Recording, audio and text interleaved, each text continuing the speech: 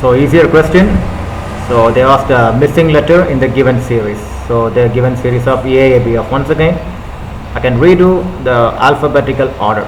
So A, B, C, D, E, F, G, H, I, J, K, L.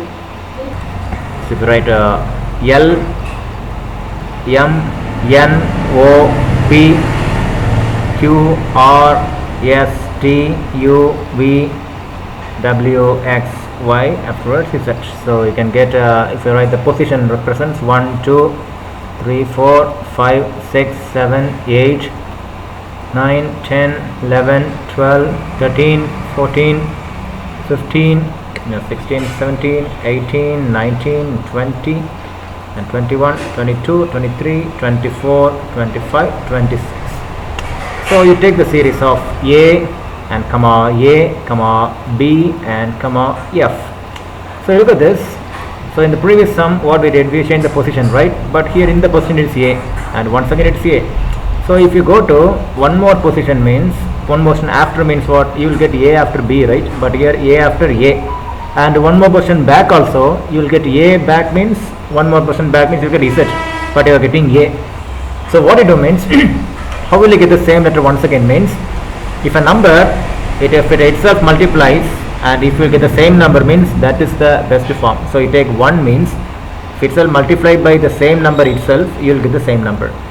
So like the second, so A is the position 1, etc. Right? So if you multiply by 1, you will get A. Okay.